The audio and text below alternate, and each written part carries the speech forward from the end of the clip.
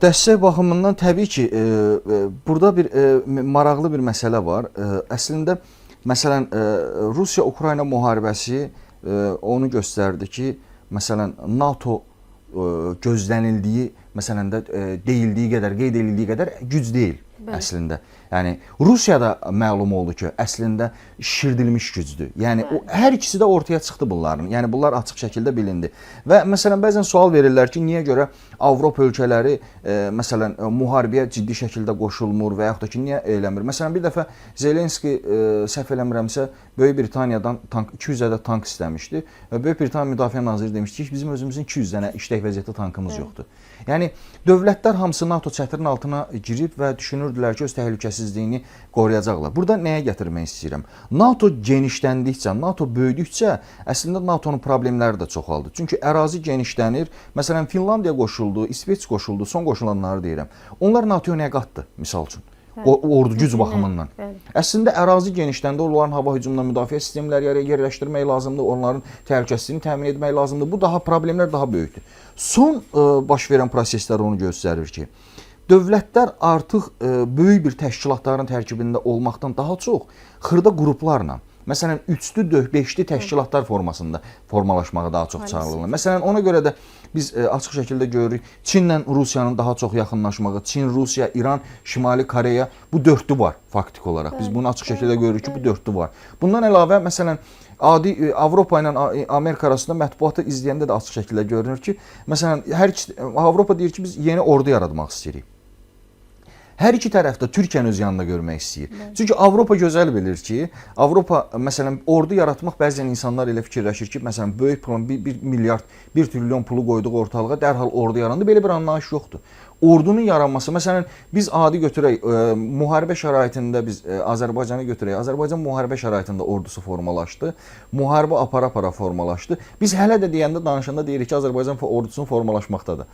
Niyə görə? Ordu formalaşması, ordunun yaranması çox uzun prosesdir. Məsələn, bəzən deyirlər Türkiyə ilə bağlı, məsələn, ola bilsin bəzən qəbul eləməyəcəklər bu fikrimi, amma Türkiyə ordusunun bu vəziyyətdə qalmasının bir nömrəli səbəbkarları ilə, məsələn, PKK ilə döyüşlərdir. Çünki ordu diri qalır. Ordu diri qalmasa, bəli, daimi olaraq hazırlıq prosesinin içində olur. İndi suala gəldikdə, açıq şəkildə biz nəyə görürük? Çinlə Hindistanın onsuz da problemləri var. Həm ərazi problemləri var Himalayda, həm də çox böyük rəqibdirlər. Çünki Çinin adi götürək orta dəhliz layihəsi deyirlər, bir kəmər, bir yol layihəsi götürürlər. Buna alternativ olaraq Hindistanın da layihəsi var. Hindistan hətta bu layihəni həyata keçirmək üçün İrandan liman da alıb. Yəni Hindistan tamamilə fərqli yol istəyir. Hindistan istəyir İran üzərindən gəlsin və Ermənistan üzərindən çıxartsınlar, Gürcüstan üzərindən çıxartsınlar, məsələn də Qara Dənizə və oradan da Avropa İttifaqına getsin, çıxsın. Ona görə də Çin artıq bu məsələyə soyuq yanaşır. Məsələn, yeganə ölkədə həm də belə bir məsələ var da, dünyada bəzən söz sahibi olan ölkələr o ölkələr olur ki, onlar özləri müharibə aparmırlar və həm də güclü olurlar, özləri bir söz sahibi olurlar. Çin artıq buna getmək istəmir. Məsələn, Çin də artıq bu məsələyə getmək istəmir. Çünki Çinlə Hindistanın problemi var. Ona görə də Çin açıq şəkildə, yəni bununla bağlı dəqiq informasiyalar var ki, Çin Pakistanın yanındadır və Pakistanı dəstəkləyir. Bu işin bir tərəfi.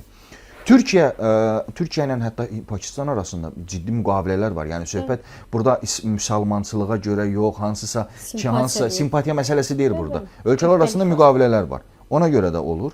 Bundan əlavə, məsələn, indi təbii ki, Azərbaycan bəzən sual olacaq ki, mütləq onu deyəcəklər ki, Azərbaycan nə edəcək? Yəni Hindistan və Pakistanın müharibəsində Azərbaycan təsəvvür eləmək, yəni gülüncdür də, yəni o boyda müharibə ilə bağlı danışmaq Azərbaycan. Amma hər halda Azərbaycan hudud quşu deyək də, yəni hər halda Azərbaycan da Pakistanla mütləq şəkildə, yəni ən azından Pakistana hər formada, yəni dəstək verə biləcək. Azərbaycanla yeri gəlmişkən, Azərbaycan, Türkiyə və Pakistan ordularının dəfələrlə hərbi təlimləri keçirilib, hətta xüsusi təyinatlılarının bir neçə hərbi təlimləri keçirilib. Yəni Azərbaycan tərəfini bu qədər ancaq deyə bilərik. Bundan əlavə Amerika Hindistanla ciddi hərbi əməkdaşlıq eləyir. Hətta Amerika bəzi məsələn silah sənayesinin bir qismini hətta gətirib Hindistanda artıq orada istehsalı ilə başlayacaqlar. Yəni dolayısıyla güclər balansına biz baxdıqda Burada Rusiyanın mövqeyi bir qədər SSR vaxtı Rusiya təbii ki Hindistanla daha yaxın idi. Amma Rusiya indi bu prosesə qarışmaq istəmir sanki. Çünki Rusiyanın özünün böyük problemi var və Rusiya əslində Rusiya-Ukrayna müharibəsindən əlavə Rusiya həm də böyük bir müharibəyə hazırlaşır. Yəni peyk görüntüləri, kəşfiyyat məlumatları və yayılan bütün informasiyalar onu deyir ki, Rusiya Ukrayna müharibəsi ilə paralel olaraq böyük bir müharibəyə hazırlaşır. Məsələn, Medvedevin arada çıxıb Polşanı hədələməyi, ondan sonra Avropa dövlətlərini hədələməyi hamısı buna bağlıdır. Bundan əlavə məsələn Almaniya ilk dəfə idi ki, artıq müstəqilliyindən sonra ilk dəfə idi ki, Estoniya qoşun göndərməsi ilə bağlı bir fikirlər səsləndirdi. Almaniya burada çox önəmli bir dövlət. Məsələn, Almaniyanın yeni kanslerinin bir maraqlı fikri oldu. Səhv eləmirəmsə Pasxa bayramında dedi, Almaniya artıq dünyada və Avropada məsuliyyəti öz üzərinə götürəcək. Yəni hər halda o 2 dəfə dünya müharibəsi görmüş ölkədir və onlar tez formalaşırlar, tez formada güclənə bilirlər. Almaniyanı da biz unutmamalıyıq. Avropanın, yəni Rusiyanın özünün problemi var.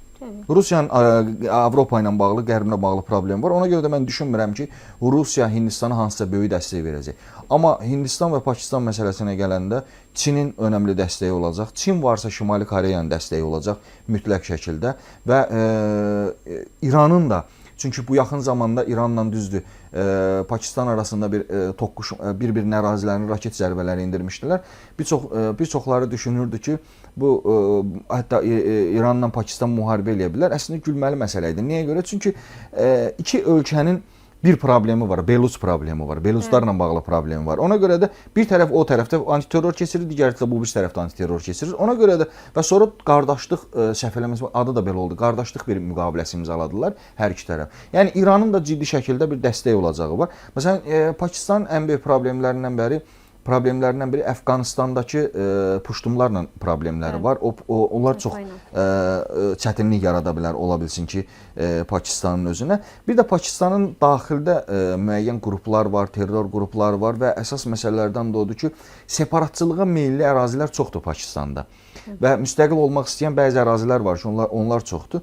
Ona görə də burada hansı tərəf əgər daxildəki məsələlərini nizamlı şəkildə həll edə bilsə və ciddi şəkildə dəstək ala bilsə, o tərəfdə bu müharibədən qalib çıxa bilər. Amma bu müharibənin baş verməsi hesab edirəm ki, düzdür, hələ dünya müharibəsinin olması üçün bütün tərəflər bəlli deyil. Çünki məsələn, bütün iki dünya müharibəsi olub, ikisində də konkret tərəflər məlum olub da, hansı dövlətlər, hansı dövlətlərə qarşı. İndi o yoxdur. Məsələn, bəzi yerlər olur ki, məsələn, adi götürək. Normalda Hindistanla Rusiya münasibətləri yaxşıdır, amma eyni vaxtda da Rusiya ilə Çinin münasibətləri çox yaxşıdır. Normalda bu artıq qərarlaşdırmalıdırlar, konkretləşdirməlidirlər.